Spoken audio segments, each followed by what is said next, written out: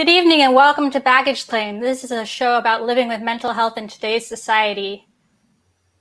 Our colleague Katrina is having a mental health night tonight, so she won't be with us, but we do have a very special show for you this evening. Thanks, Julia. And I'm Mel, and we're here every Tuesday at 8 o'clock. And we do need to remind you guys that we are not mental health professionals, but we are mental health patients. And our very special guest tonight is Mrs. Washington American 2020, Miss Valerie St. John. And we're so excited to have you on. Valerie, welcome to the program. Thanks for being here, Valerie. Thank you so much, Mel and Julia. I am super excited to be here. When Mel told me about this a couple of weeks ago, what you have been working on, I was just so grateful and appreciative of this work that you're doing in getting the message out there about mental health. And especially from this perspective, we're working from the perspective of being patients and connecting with other people. So thank you for letting me be a part of this today. That is so cool. Sure. We've been looking real quick, Julia, before you jump in, we've been looking for a while. We've been asking for a while for some folks to come on and check out the mental health thing. And oh my gosh, it's so great. And we're going to get into the show. I'm sorry. I'm really excited about Valerie being here because I'm excited too. It's okay. It's really cool. We're all excited for this. All right, Julia. Oh, I was just gonna say, ask if Valerie could tell us a little bit about herself and what sort of platform Mrs. Washington American has offered you. Absolutely, yeah. Well, I'll start with what you all started with. I'm a licensed mental health counselor, and I work with 14 and up, so teenagers and adults. I have a private practice. And I love what I do. I love my work. It's very fulfilling. And just kind of on a little personal note, I grew up watching a lot of people in my life struggle and suffer from untreated mental illness. And that's kind of what motivated me to get into this field. And through the Mrs. Washington American organization, I'm now able to reach so many more people. As a practitioner, I'm a little bit limited in a way to just the people who walk into my office. But as Mrs. Washington, I can reach out to people across the state and even across the country and getting my word out there and my message out there. And what I do is I work with Mental Health America and their Before Stage 4 campaign. I'm happy to go over any details about that if you want. But basically, it means that we're trying to help people with early intervention, early detection, to prevent as much as possible entering any type of critical stage 4 point of a disorder. So it's very exciting. I love the platform that I work with Mental Health America and through the Mrs. Washington organization. Awesome. I think we'll get into the ins and outs of the Before Stage 4 campaign a little bit later on.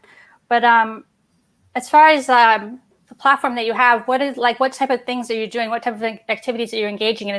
Everything's so limited right now. Are there like Zoom meet and greets, or like what sort of things are you able to do during the pandemic?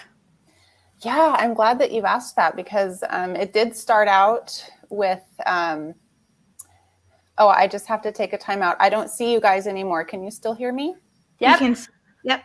You're on the big special screen now. Okay, I'm on the big okay, I just wanted to make sure. I didn't see you all. I didn't want to be in here by myself. Okay.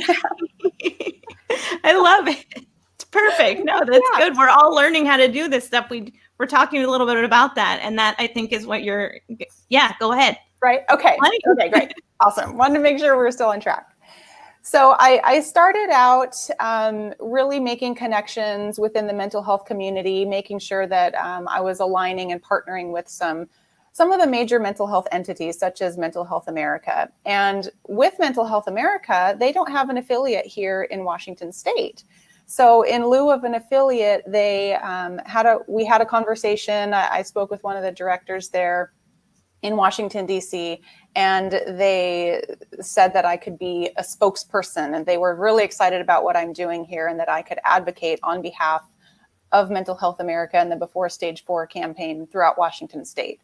So I do speaking engagements, speaking opportunities, presenting at health fairs, working with Live Well Kitsap, for example, working with the YMCA.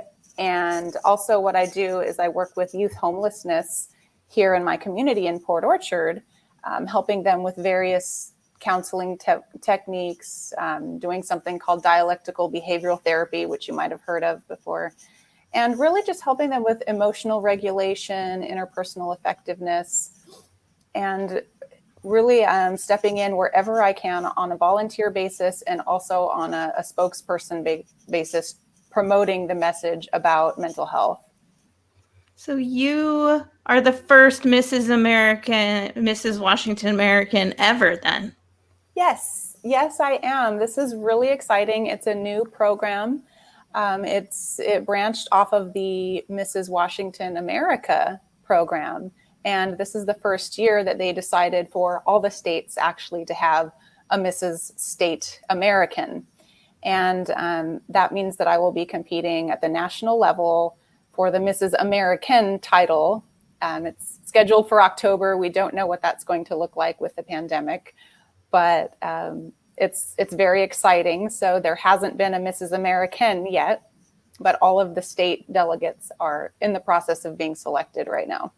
That's amazing. So it's really good because the organization is all mental health driven sort of stuff, right? Or it's a lot of mental health driven stuff? Well, mental health is my personal platform. Okay, perfect. Yeah, and the organization is actually the national platform or national charitable contribution that they have is the Victoria's Voice Foundation or Victoria Siegel Foundation. And this was actually started by Victoria Siegel's parents after she overdosed when she was 18 years old. It's a very sad story, but and there's a lot leading up to it. And they recently wrote a book which includes excerpts from her diary. And she wanted this published after she passed away because she was suicidal.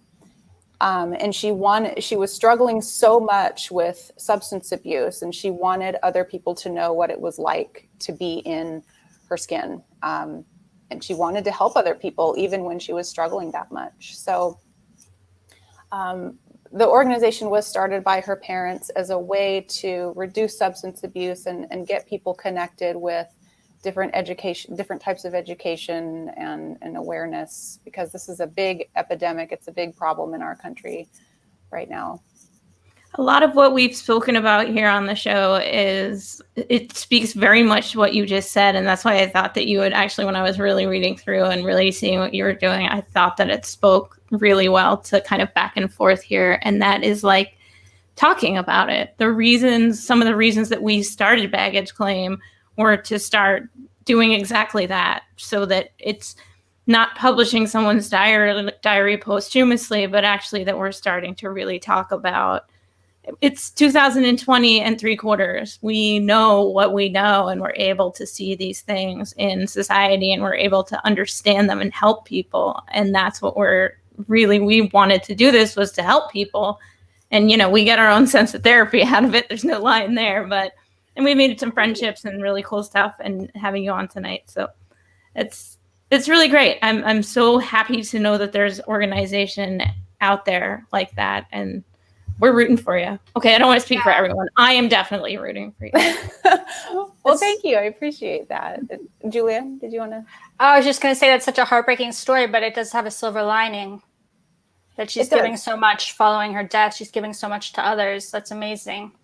Exactly. And the way that her parents also are handling this is they said if they can save one life or, many lives after this, it makes the heartbreak of losing their daughter just that much easier, not that it's an easy thing at all, or that it's, it's just a heartbreaking thing, but it makes them feel that their daughter has not died in vain, and that they're able to, even if they save one life through these efforts, it's all worth it at the end of the day. And they've got more people talking. Wow. Yes. Yeah, I think that's a really important part of all of this. Like you said, Mel, is that it's starting conversations. And, people are seeing, like with that diary that's in their book, Victoria's Voice, when they're seeing what's going on inside of the mind of somebody who's struggling mentally, who might not feel okay enough to come out and talk about that with anybody, or, you know, safe enough to talk about that, or they just don't know where to go or what to do. Like to get those glimpses inside of somebody's mind, it can be really helpful for those of us who are trying to help and who are trying to make a difference with this, and to connect with those people who are struggling. Wow. So we've talked a lot on this show about social media and sort of the ill effects it can have, but also like the positive effects that social media can, the benefits of it can generate. And I was just curious if during the pandemic you've found, like, do you do a lot of social media outreach around mental health, or is that part of your Before Stage 4 campaign? Yeah, absolutely. That's a great question, because it is very difficult, especially during the pandemic, to have those face-to-face interactions and to get the word out there in the old-fashioned way.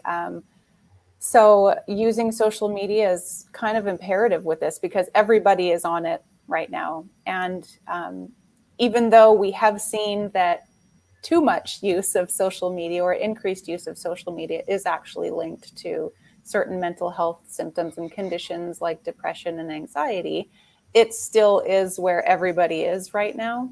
And it still is an avenue where people are connecting.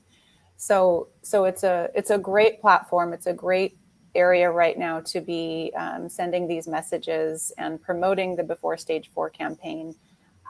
Even if it's something that somebody is just kind of quickly scrolling through, if they see that enough, you know, if they see these positive messages, you're worth it, right? Or here's the National Suicide Prevention Hotline. You know, if they see that enough, they know that it's there at least. They know something is there, and they'll see those messages.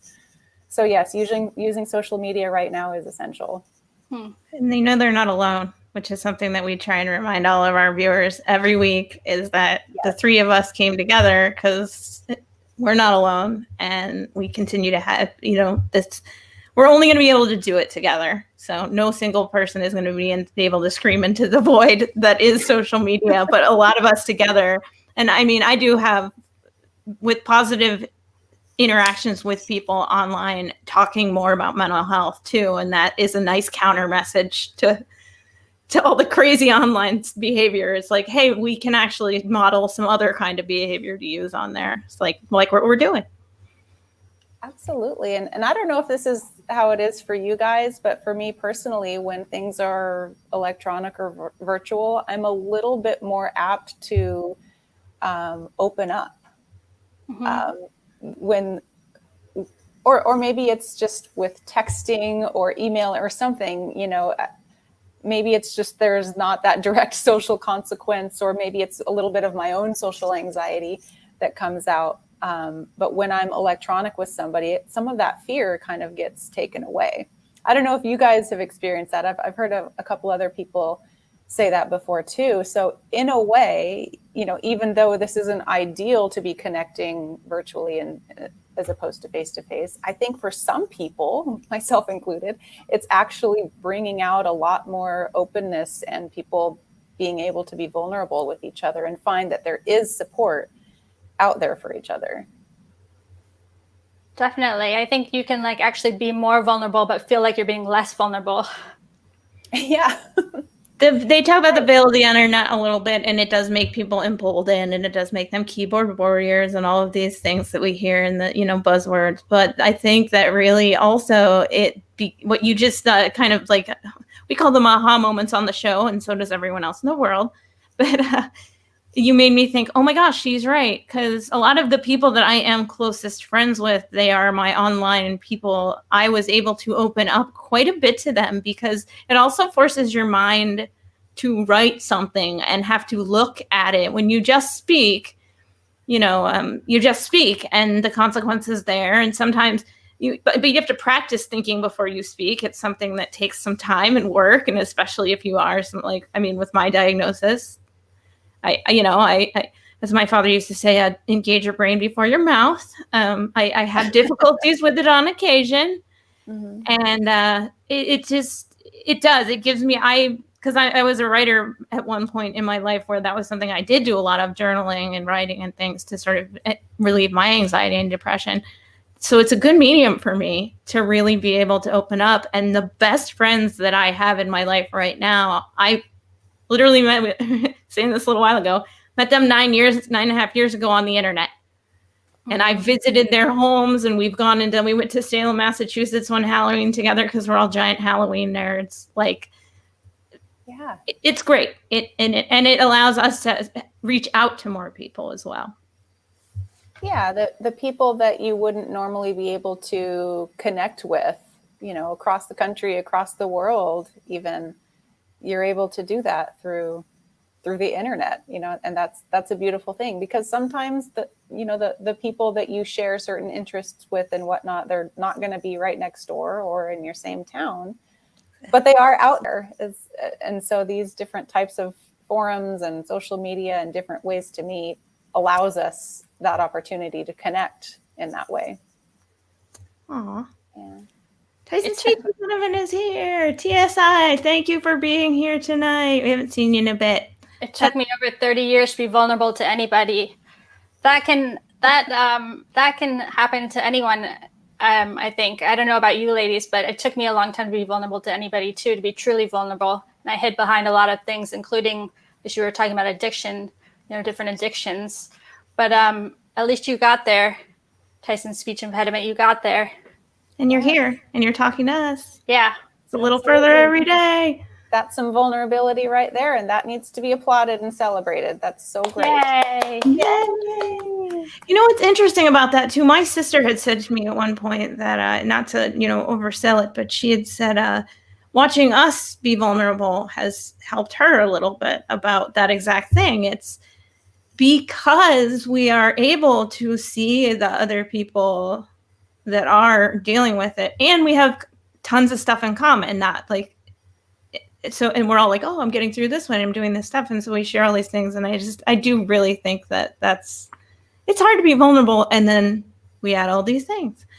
And I was thinking of something, but I can't remember. So I'll pick back up on it in my mind. But I did want to, we've talked a lot here on our show about the journey. We call it, the mental health journey that we're on, where with doctors and medications potentially, and therapists and specialists, and, how long it can take to find a therapist, and how long it can take to get on the right medications and have to do the dance of the medicine and the carousels and stuff.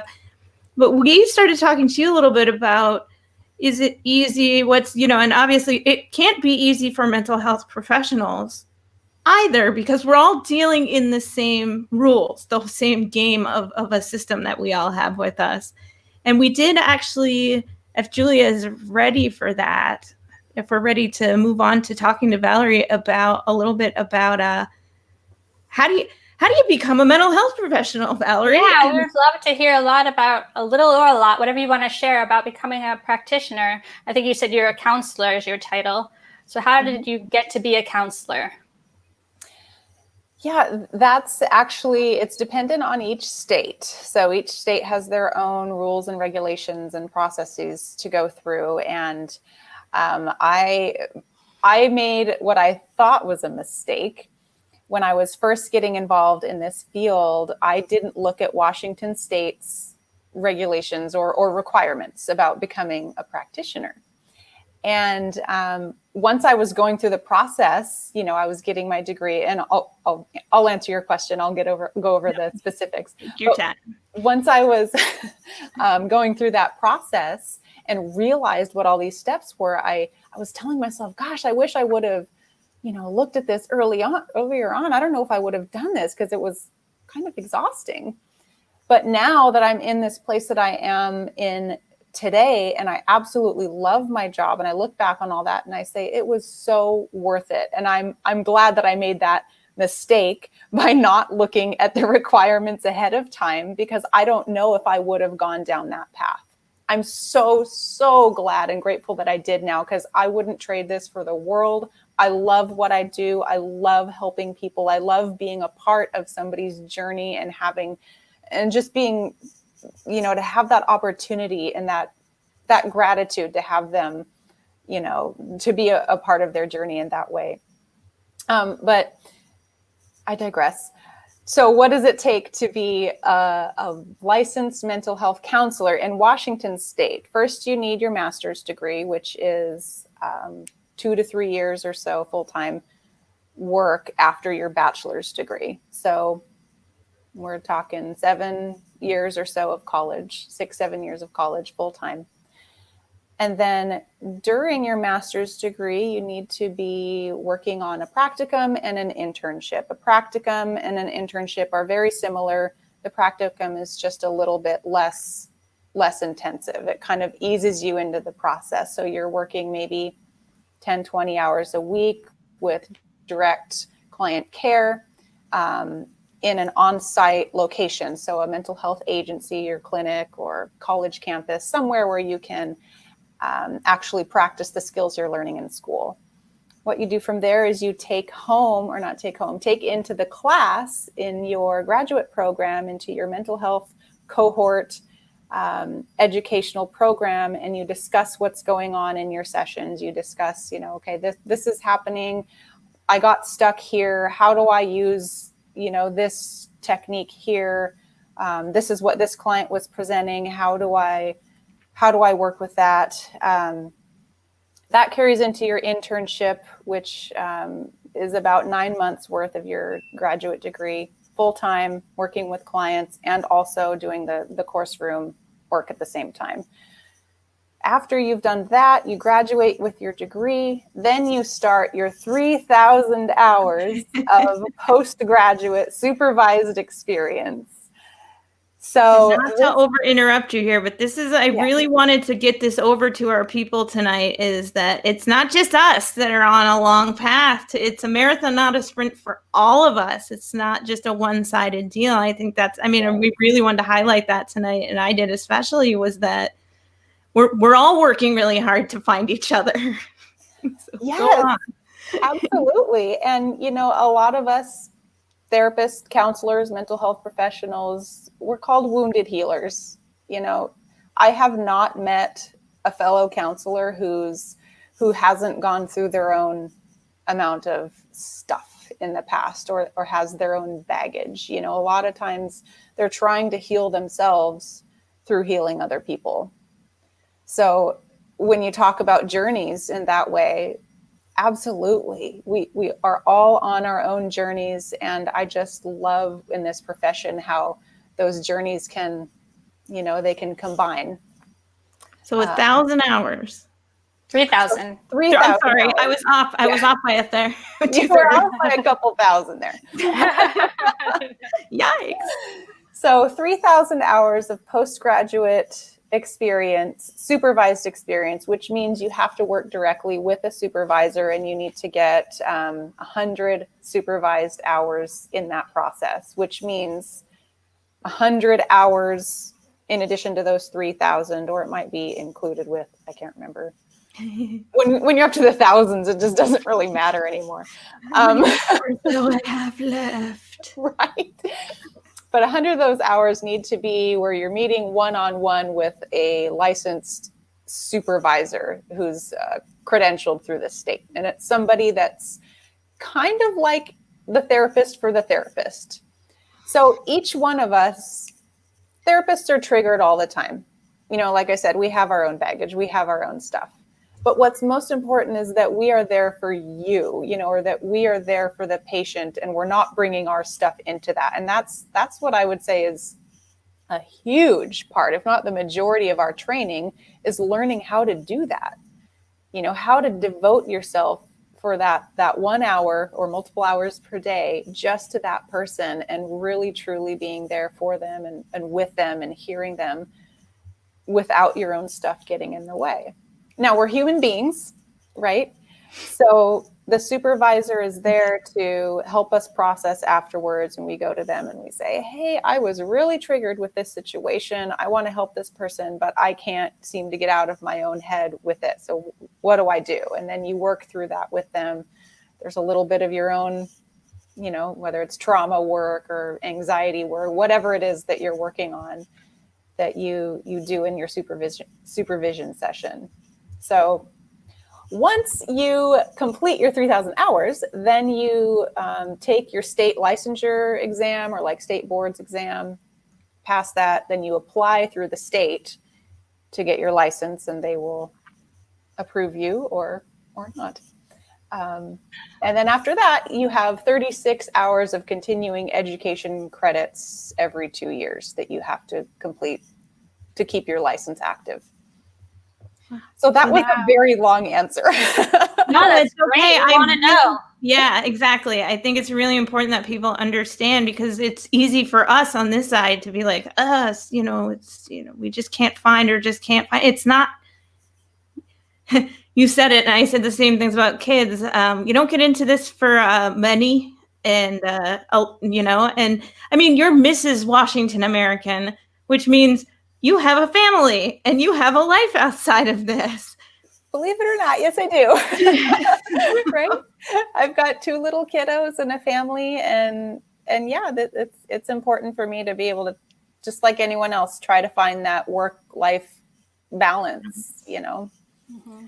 So yeah, that's really great. I actually really wanted to make sure that people understood that, because it's such a huge piece of, you know, us getting help, that it's, you know, what is that journey like on the other side. And it also helps us. I talked to some teachers about school recently, and I was saying, you know, what can a non-parent do? And this is like the same thing as like, what can a patient or a caregiver do, knowing that mental health professionals are out there doing these things. And so talking to you about this experience and understanding the process is meeting each other where we can, like understanding where we can help each other out, and, you know, propping up those things we might see out there for mental health professionals, so that they can't, you know, go donate to your cause or donate to other causes like it. And that helps support. It literally does. I know from even my sister, being an artisan type of person, is those things get propped up by donor sponsored events that teach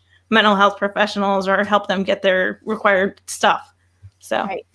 Yeah. And what I love about what you're saying, Mel, is that so much of this is based off of just empathy and understanding of other people's position, regardless of if they're just, you know, somebody in your community, a neighbor, your counselor, or, you know, a patient. Understanding that we all have our journey and we all have our struggles, and where our paths meet, that's a beautiful place, you know, and that can really be what you make of it. You know, do you poo-poo it? Do you say like, oh, they don't understand, they don't get it, they're not walking in my shoe, you know, or do you try to reach out first and say, okay, I want to learn more about this person and what their journey is. And as soon as we do that, we realize like, oh, they've had their challenges too, mm-hmm. you know. And I think that just like what you're talking about there, you know, being able to support one another and understand each other's journeys and what these causes are about and where they come from. I think it's so important. Yeah. Speaking of empathy, I love what you were talking about counselors, you know, being triggered by things as well, and having to deal with that with your supervisor, or trying to get that out of the way.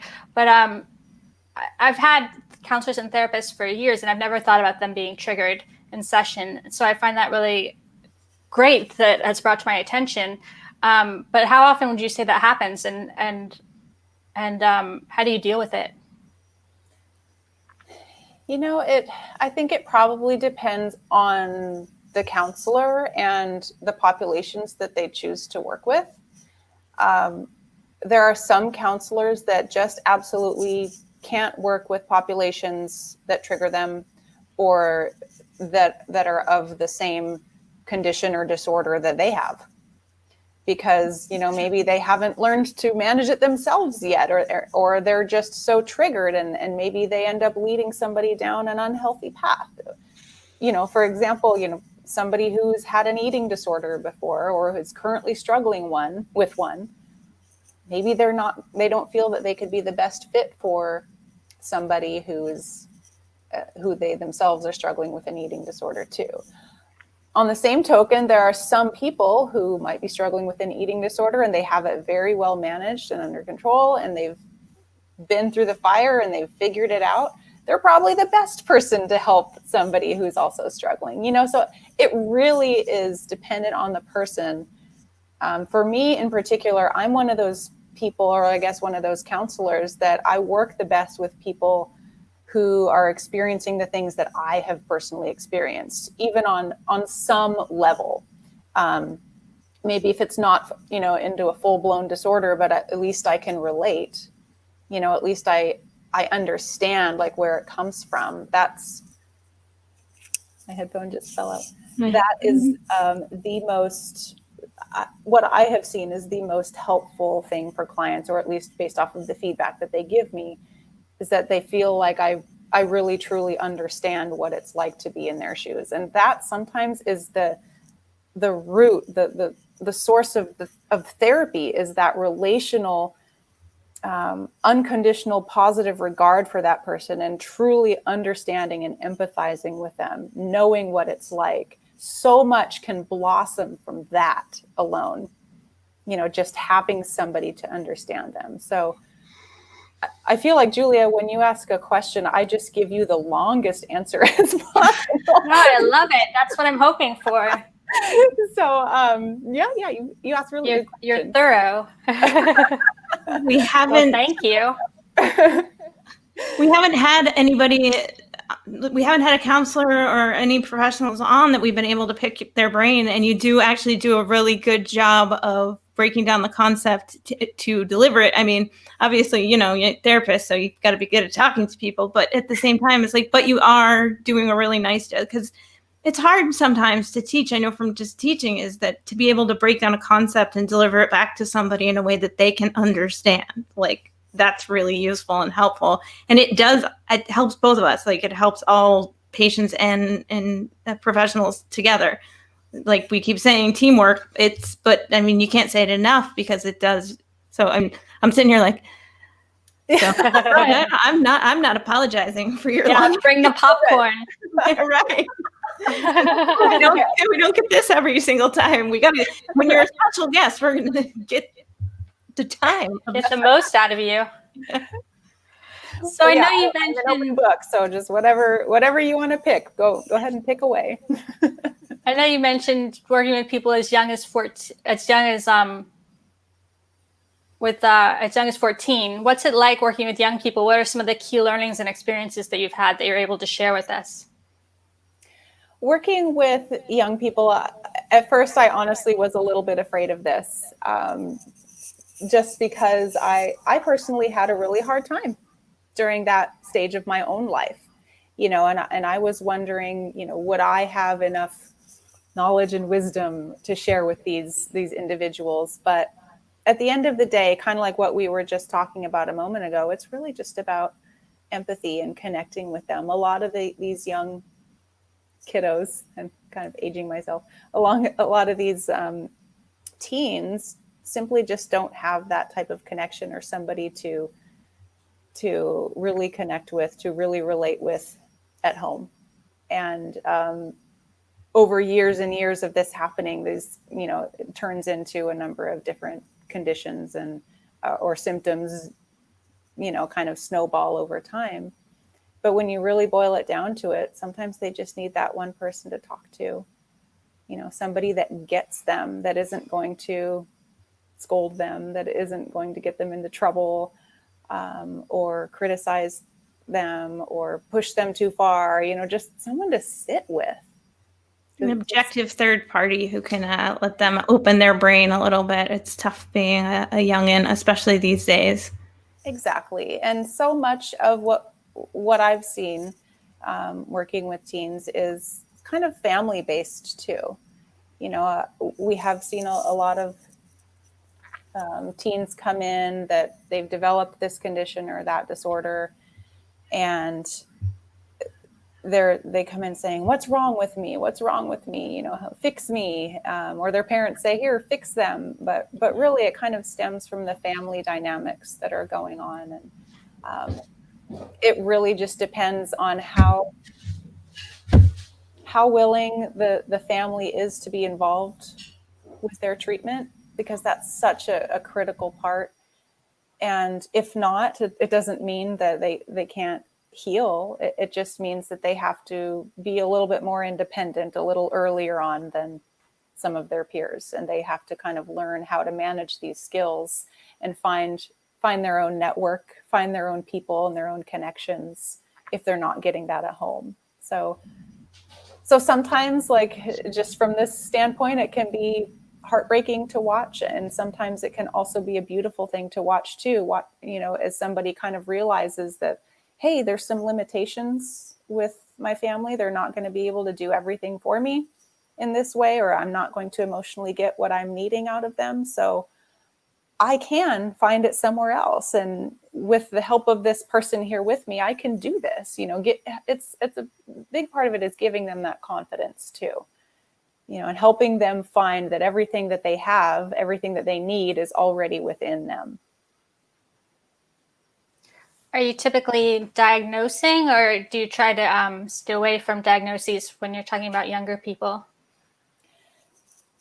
For me, I try to stay away from diagnoses as much as possible, especially with teens, because their entire lives are still, ahead of them. And the unfortunate reality, as much as we want to, try to fix this, the unfortunate reality is that there is still a stigma with mental illness. And if you diagnose a teen with a certain type of mental illness, and then they try to, say, apply for the military at 18 years old, and they have to look at their medical history, this might prevent them from, pursuing that route. So we have to be really careful about that, and just really be sure and highly consider all of these different factors when we diagnose. We've had some debate on the show over time in some of our meetings about, so it was really cool that you actually worked with younger people. It was because we were talking about, we can draw a line to some of the things that were happening in our lives as young people that, kind of match up with our diagnosis today, but we took all this time to get there. But also at the same time is like, you kind of just, you were talking about it, there is the idea that I can't at 6 or 8 or 12 say necessarily that you are, X diagnosis, because our brains are still developing, our bodies are developing, our environments are changing. I mean, now more than ever, I say this a lot with things, is that things changed a lot when I was a kid. They're changing. I mean, you get a new update on your phone every week. It's Right. It's tough being an adult, and I can't imagine it's always been tough to be a kid. So how do you, and so we were even questioning, like, are there pediatric psychiatrists? Are there things? Because I mean, I imagine that there are extreme cases, but it seems like we were on the right idea. We were kind of saying, what age can you diagnose a person? Yeah, and there are pediatric psychiatrists and therapists. I've seen kiddos go into play therapy as young as 2. Wow. Yeah, and I'm not personally trained to work with children. I could, like, I'm licensed and qualified, but I don't have the specific like, just training and expertise and experience with that. What is you mentioned earlier, the dialectic training thing, I think I heard? DBT. Yeah. DBT. I don't know that one. So it's called Dialectical Behavioral Therapy. I know that's a mouthful. That's okay. So dialectics, really, as it boils down, means the synthesis of opposites. So helping people understand that, essentially, that there's some gray area between these two extremes, or that you can think of something this way, but there's also another side to it, and how to kind of balance out those dialectics. And part of DBT involves emotional regulation. There's a lot of DBT skills, and they're becoming more and more well known, which I think is just great. But there's websites about this. There's DBT skills training classes. It's very beneficial honestly, for anybody. But it was originally developed actually here in Seattle by Marsha Linehan at University of Washington, which is really interesting. She herself struggled with borderline personality disorder. So talking about empathy, and clinician to patient and that whole relationship, like she really understood what it was like to experience this particular disorder. And she knew what her patients needed and what would work and what wouldn't work. So she created this entire DBT program, kind of stemming from the cognitive behavioral which therapy. we've talked a bunch about here on the show. And okay, great. Yeah. that was why I was like, wait a minute, I don't think I've heard of this one. Or I've heard it in passing and wanted just a little bit more information. I do a lot of DBT in my therapy. A lot of Dear Man and Dear Wise Mind, Dear Man. Yes. I love Wise Mind. Yes. Yeah. A lot of those. We should fill Mel in a little bit. Oh, it's okay. This is at worst case scenario. I'm on a click hole later. Right. No, I love it. Yeah, because it's something that I mean, it's cool because like Julia has some really fun techniques that she's given to us over time, and so that's helpful because if you're like that's one of the places that you're pulling from, it makes me. Yeah. Like I'm always open to new therapies because you never know which one's gonna like give you another tool for your toolkit. So. Exactly. And it's different for everybody too. Some people really gravitate towards it and they like the skills, like, okay, this is what I do here. It's more plug and play. And some people just need to come in and sit down and talk for an hour. That's kind of what I need to do in my therapy. Yeah. And some people it's a combination, it's just different. And different clients gravitate towards different therapists and vice versa. So, yeah. Cool. Awesome. Going back to the young people, I guess like the therapeutic approaches you would take can be the same whether you're giving a strict diagnosis or not, right? As far as between kids and adults, or like if someone's a young person, you don't want to say like you're not sure yet if they're bipolar, if it's just them develop the way that they're developing as a young person growing up. Some of the therapeutic approaches you would take would be the same regardless of whether you say to them, I think you're bipolar or not, right? Yeah, and that of course depends, on each case, but yeah, more or less, I would say that's pretty true, because if they're displaying, a certain amount of symptoms, and maybe it's just not enough symptoms to mark all the check boxes to say it's a diagnosis, then absolutely that same type of therapeutic intervention can still help them. Even if they're just displaying a few of those symptoms. So yeah, absolutely. Do we want to get into talking about before stage 4? Yeah. I know you mentioned before stage 4 before, but we didn't really get into the nitty-gritty details of it. If you want to fill us in. Yeah, absolutely. Before stage 4 is a campaign that was developed by Mental Health America, who, as I mentioned earlier, they're based out of Washington, D.C. They're one of our nation's largest mental health nonprofits, and they're currently active with affiliates in 41 states. They are not active in Washington yet, but I'm making sure that they will be sometime in the near future, and at least getting their information out there, including the Before Stage 4 campaign. Before Stage 4 means that we want to look at mental health in the same way that we look at physical health. So if you consider diabetes, cancer, or heart disease, for instance, we don't wait until stage 4 to intervene, right? We want to make sure that we intervene at the very first onset of any type of symptoms. As a matter of fact, we have preventative measures. We hear all the time about how to manage our diet, how to exercise and self-care and stress management, so that we prevent going down the path of heart disease or, any type cancer could, be prevented or at least helped by improving our lifestyle, or, diabetes or any of these other physical ailments. So we want to look at mental health in the same way, because there are a lot of mental health issues that can be maybe not prevented, or some can be prevented, but at least alleviated by enhancing our lifestyle or improving our lifestyle and choices. The way that I see it is that our brain is just another organ in the body, a very complex organ for sure, but indeed, it feeds off of the same sources as everything else in our body. So what we eat, how much exercise we get, our sleep, our stress management, self-care, all of that, just as it influences the other organs, our heart, our lungs, our digestive system, it also impacts our brain too.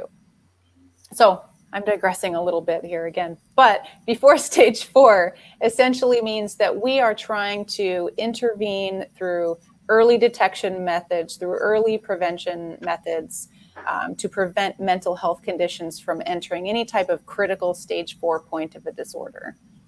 And we've all of us got our diagnoses pretty late in life. Okay. And it was very much, we've talked about it a lot. And then when we took a look at what you were doing, and you're smiling, I know, because you hear that a lot, and you don't, and the idea behind it is to not hear that so much for the next group of kids coming up, that there are things that you can literally point to that aren't diagnoses at all, but are actually like that person, because we all have mental health. Even when we first show up with all the emotion, the big bundle of emotions and brains and guts and stuff that's forming, we all, have this thing that we do. But there are times when you can actually go, hey, my tummy hurts and I'm depressed. Right. Exactly. Yeah. Just like you would say, hey, I have a tummy ache and it's lasting, days and days at a time. Maybe there's something wrong. I'm going to share a little quip from my niece that was something that I found. And I'm just, if she wants to say something to me later, she can. But my niece recently told her mama, my brain tells me I'm having a lucky day, but my brain is telling me I'm having an unlucky day.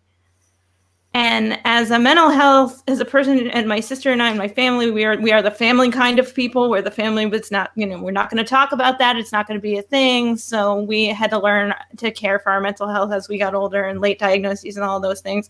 But as I'm actually fascinated, she's kind of my hero, because she's doing the thing where she teaches her young daughter to have those tools in her toolkit early, and while she's still kind of doing it herself. But I love that framing, and that made me when you and we were talking the other day, sort of getting ready for our show here, it made me think of that kind of giving her the tools to say that thing is kind of what you guys are trying to do for kids, for kiddos, for little guys, to be able to, like, I'm 5 and I have a 5-year-old's experience. How can I tell you what I'm feeling?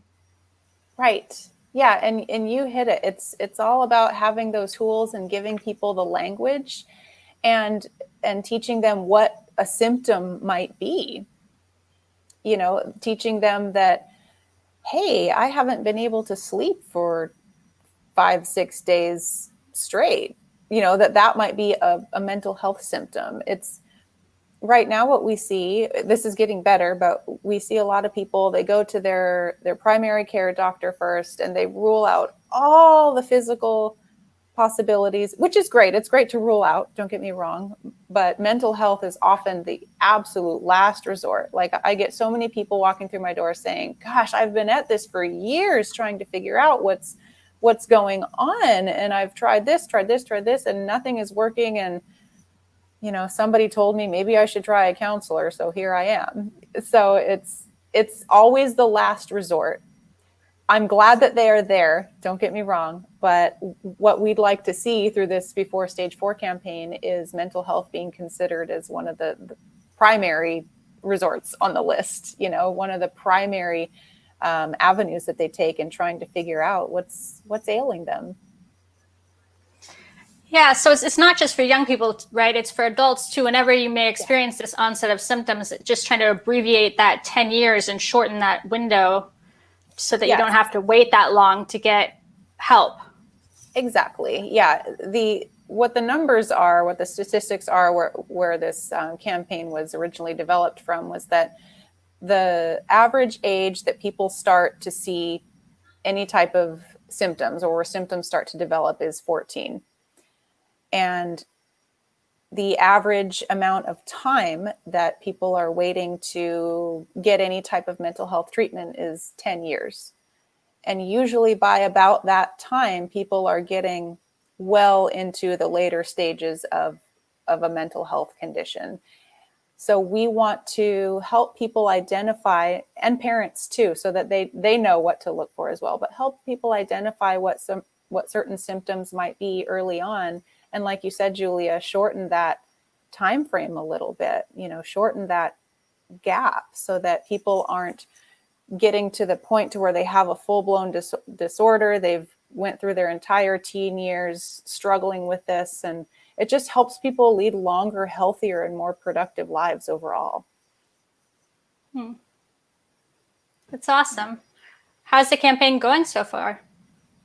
It's great. I love doing what I'm doing here in Washington State and getting the word out there, getting the message out there, introducing what Mental Health America is, because not very many people, since we don't have an affiliate here, not many people know what it is. But one thing that's been very successful is we have free online anonymous screenings through Mental Health America. And you get to go and basically fill out a questionnaire. It's kind of just like an online quiz. And you answer questions about the symptoms that you have. And at the end of it, it's not a diagnostic tool. But at the end of it, it tells you, hey, you might be experiencing some symptoms of bipolar. You might be experiencing some symptoms of an eating disorder. Here are some local resources in your area where you can get connected with somebody to talk about this further. We need to get this link so we can put it in our chats, in our comments below. So we'll add that to the comments below coming up, guys, for sure. Yeah, we will get that link to you guys. MHA.org is where you can start. Nice. And they have the screening tool on there.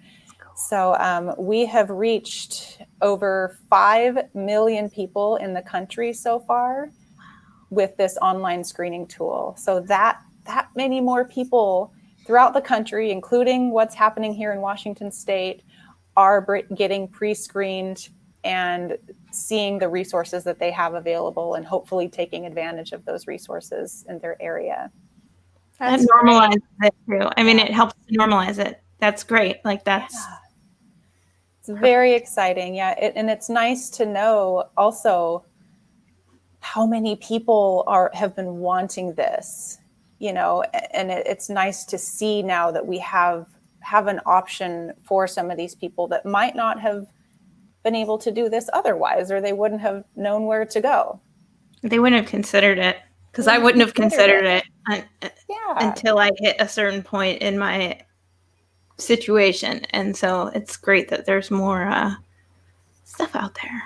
Right. And it just tells them like, hey, these symptoms that you're having, or, are you experiencing, not to sound like one of those medicine commercials that you see on TV.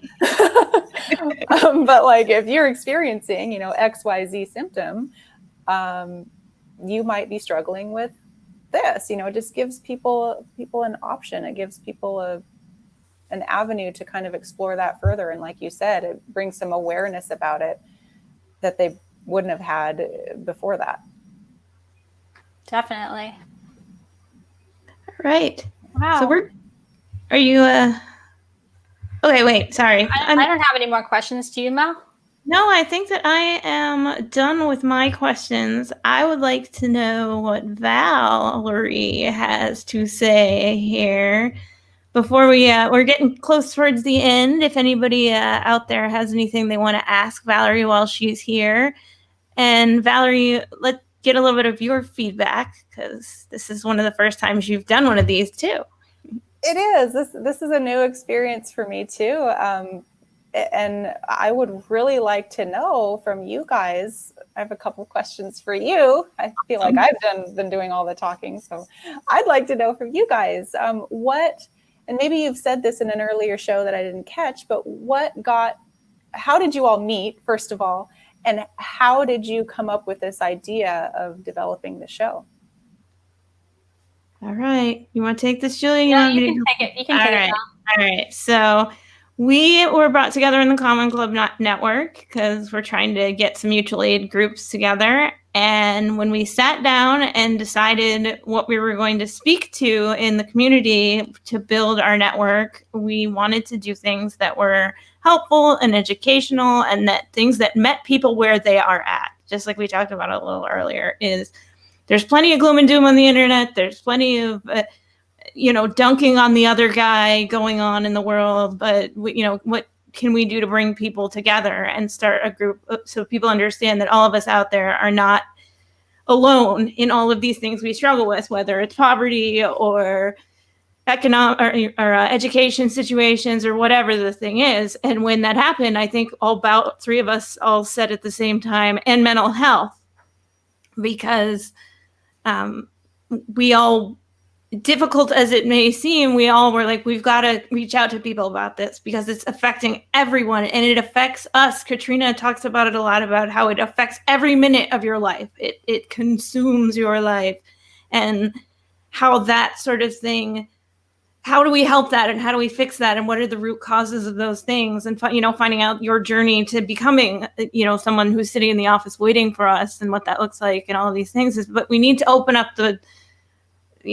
the thing up and say, let's talk about this. And so the three of us kind of all said it, and we came up with a title, and it has, I can only speak for myself, but I get a good feeling that the three of us it's helping us talk to each other, learning about each other's diagnoses. We're going to talk about post-traumatic stress disorder, which is my diagnosis, sometime on a future show, because we've talked a lot about bipolar and bipolar 1 and 2 and so forth.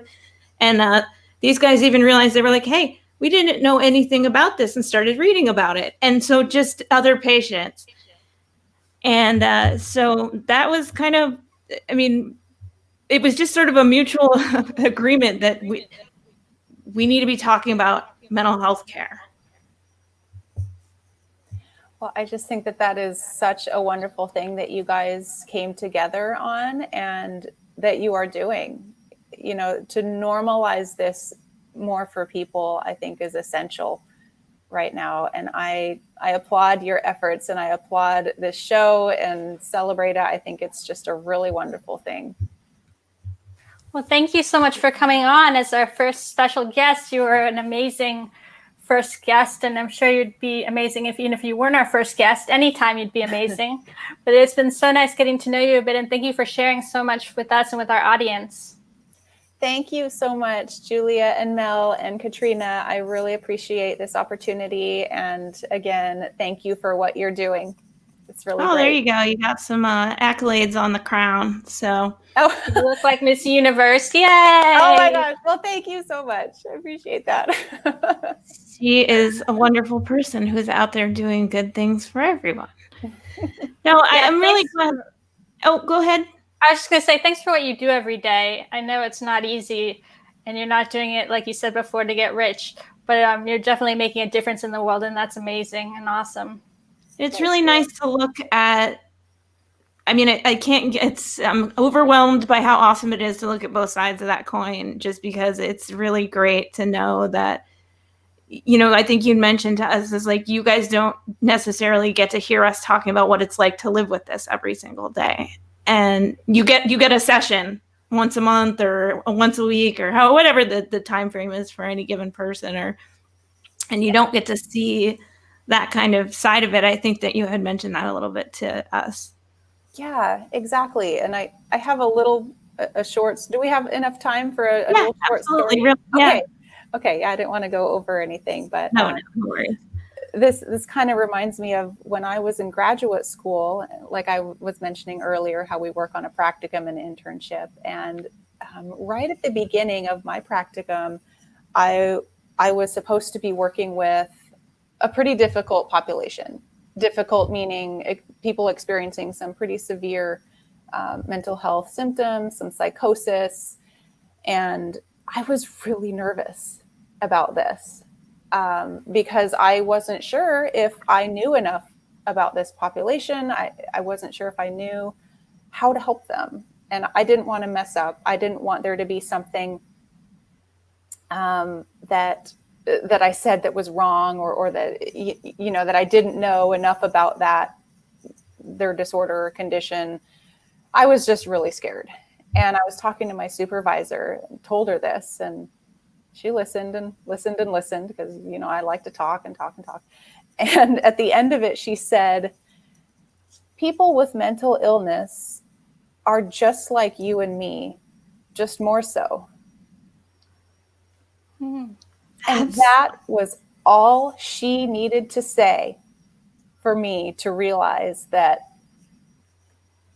I was them. They were me. I mean, they were just, it's like a spectrum. We all experience these things. Some people just experience this type of stuff that much more than we do, or that much less. You know, that's all it is. We all experience the same basic emotions.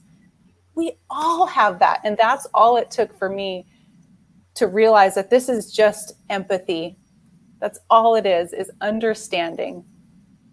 And so I just wanted to share that story with you guys, especially in what you're doing here with this program, and showing other people like, hey, we've all been there. We all feel these things. And I hope that you can see after this too, whoever's watching, that mental health therapists feel these things too. We get it. We understand. We're not so scary, right? That's so great. I'm really glad that we were able to have this talk tonight, and thank you for that story, because she was right on. I love that story. Yeah. I love that. The spectrum, that's such a good way to put it. We so rarely think of it that way. Right. Yeah. All of these, you know, disorders and illnesses and conditions, and it's just the brain, you know, it's just that much more of the brain, or that much less of the brain, you know, it's just the brain. We all have it. We all feel it. We're all connected. That's awesome. I think that's a good spot to wrap on, because that was such a beautiful, perfect story. And we love to go out on a "you can do it" note, and that's the perfect one. So thanks everyone for joining us tonight.